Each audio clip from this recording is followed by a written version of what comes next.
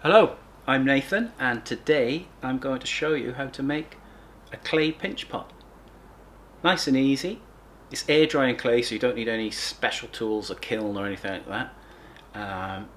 And you can make patterns with it just by using simple things you'd find around the house.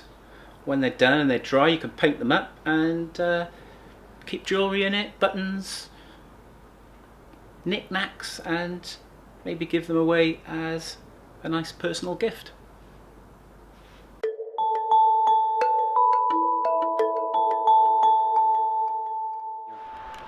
Okay, we've got ourselves some air drying clay here. This can be found in all good shops, the likes of Hobbycraft and The Range and other places like that. Also, as more of us are online, you can get it ordered and delivered straight to your home for only a few pounds.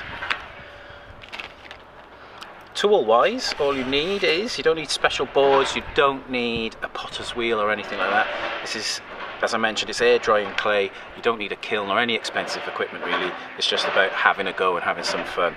I've got some scissors to open it with, and here I've got just some basic tools. These are cake decorating tools, points and stars on them, a barbecue skewer,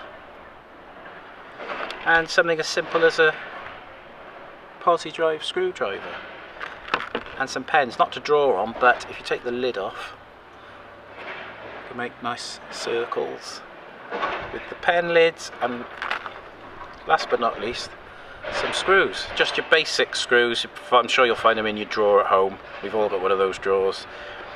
You can make points with this or stars with this end, and that's it really.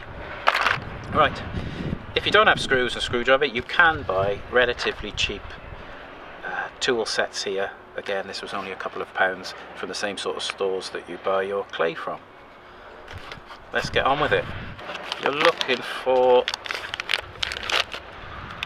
a ball that's easy to handle. I'm going to take about a third of this pack, pop it out of the way. And if you look at it, you can see that there's fibres in it. And these fibres help keep the clay together as it's drying. First step, give it a bash if you wish.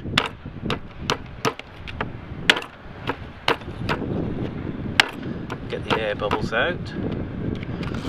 And then we want to just form it in a ball. Really give it a good squeeze. Get your thumbs in there. This is quite therapeutic in itself.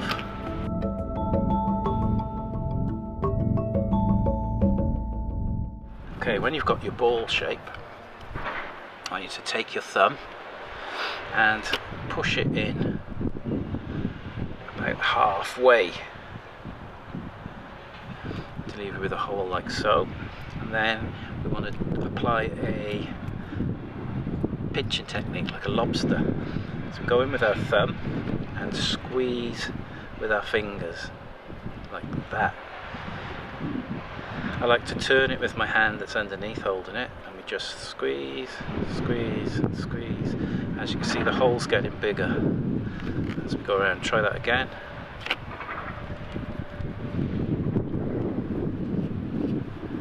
Just keep turning it. Have a little look.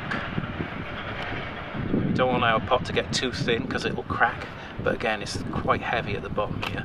So, different technique now. I'm just going to smooth out, dragging my thumb up.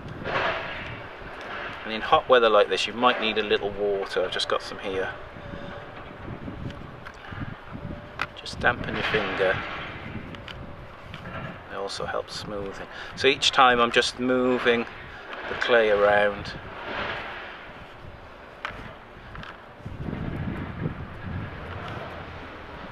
Little by little until you make yourself a pot.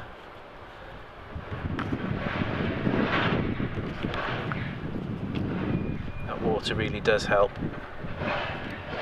smooth down these cracks.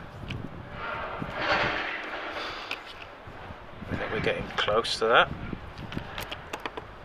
I'm just going to drop the clay down, make that bottom nice and flat. Again, little water, just smooth those sides around until you're happy with the shape.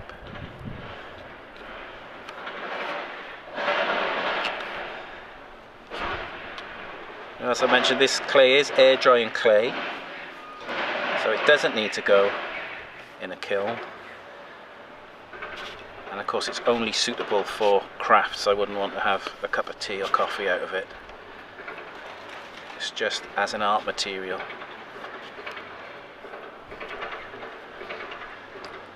If it's not big enough, you can get both hands to work. I'm just sort of squeezing but stretching it out at the same time. Again, it's all about practice and just having a go. If you're not happy with the shape, you can just simply scrunch it up and start again. But these are the best tools you can use.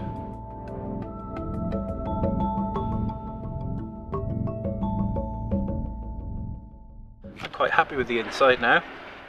It's a good size. Put some buttons in it or jewellery, anything you want really. I'm just going to address the outside now because as it's drying we've got some cracks in there. A little bit of water, squeeze these together, smooth over.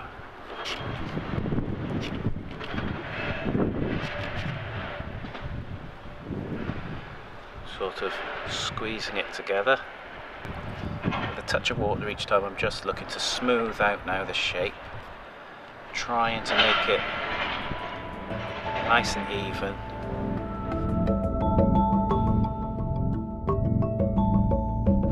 I think I'm quite happy with that.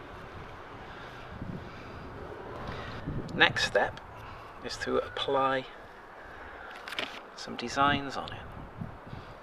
Have a look. The walls, the thickness is about right.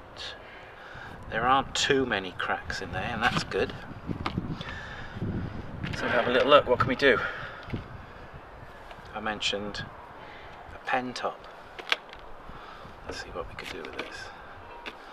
Just get yourself comfortable. I'm going to have a little lean on the table here and take this and maybe just twist some circles from the pen top. A little space in between. I'm going to go all the way around like so.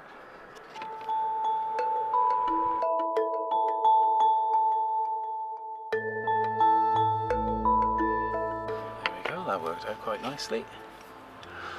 What next? What next? Screwdriver. Let's see what sort of shape we get from this.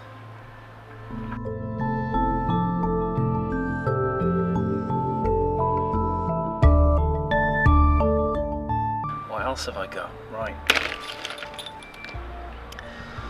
Let's see if the screws are up to much. What I'm doing is supporting the inside wall of this pot with my finger and then just sort of pressing together. If you have a skewer or even just a butter knife or something, let's see if we can make something with that. I'm going to dip, wet the end with this skewer. Just try and make this a little more interesting.